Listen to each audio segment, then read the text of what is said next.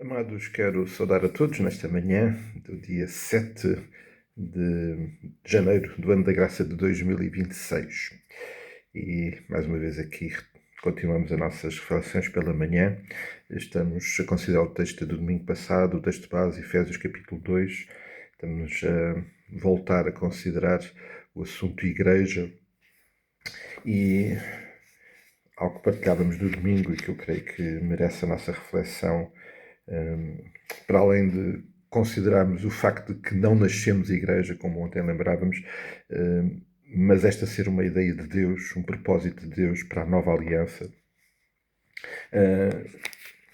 Os versículos 11 e 12 do capítulo 2 de Efésios deixam bem claro que há uma diferença abismal entre a realidade da primeira aliança e a realidade da segunda aliança. Na primeira aliança, Deus fez uma aliança com um povo, com uma nação. Inclusive, o versículo 11 chega a registrar aquela que era a marca dessa aliança, uma marca física, a circuncisão. Mas o versículo 12 vem agora denunciar aquilo que já lembramos, que é o facto de que agora estávamos sem Cristo. E ele refere-se também aos que não eram de Israel, aos que não eram do povo de Israel, portanto, falando para a generalidade, estavam sem Cristo, não eram da comunidade de Israel e, portanto, eram estranhos à aliança. É isso mesmo que o versículo 12 diz, não é? Portanto, naquele tempo estavas sem Cristo, separados da comunidade de Israel, estranhos às alianças da promessa, não tendo esperança sem Deus no mundo. E na nova aliança, Deus tem um propósito diferente. E em Jesus Cristo, Ele faz uma nova aliança, inclui-nos agora a todos. E o versículo 13 dá início a essa nova visão. Mas agora em Cristo, vós que estavas longe, foste aproximados, e inclui o sangue do Senhor Jesus Cristo como a marca, o símbolo dessa nova aliança. E portanto, este é um propósito do plano de Deus para a nova aliança, que nos inclui a todos nós. E se é um plano de Deus, deve ser algo muito, muito sério para nós, naturalmente. No entanto, depois ficamos a pensar também, porque somos incluídos nesta nova realidade, nesta nova organização que é a Igreja, e questionamos qual é a diferença. Qual é a diferença entre esta e qualquer outra organização? Primeiro, esta é uma ideia de Deus, só por si já é muito importante. Mas depois esta é a única organização, e eu lembrava isso no domingo, a única organização do mundo que tem vida. E ela é-nos garantida pelo Espírito Santo.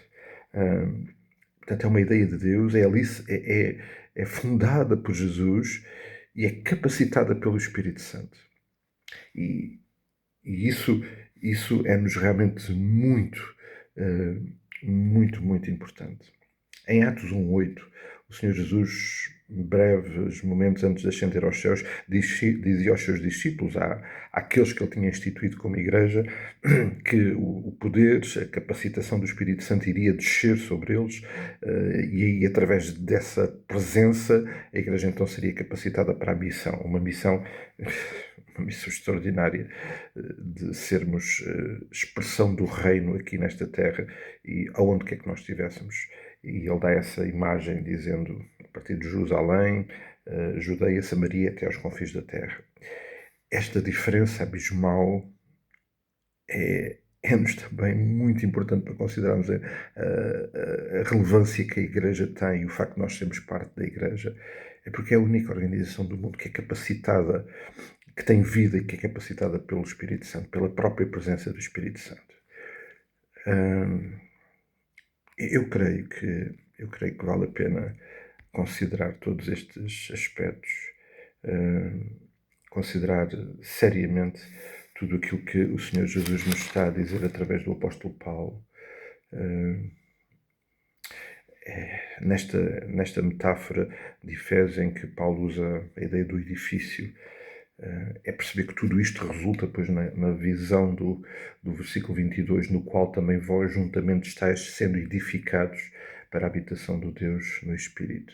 Esta é a visão do Pai, para nós, sobre nós, sendo nós a Igreja. Que o Senhor nos ajude a compreender e a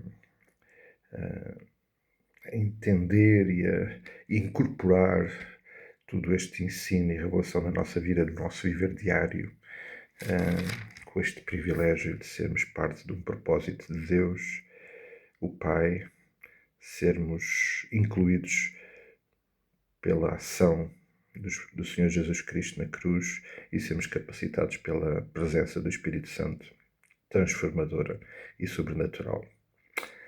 Que a sua presença possa realmente nos ajudar a entender e incorporar tudo isto no nosso viver diário. Continuamos a orar uns pelos outros, não esquecendo isso, e desejando um dia muito abençoado e querendo o Senhor, nos encontramos por aí. Até lá, bênçãos do Pai.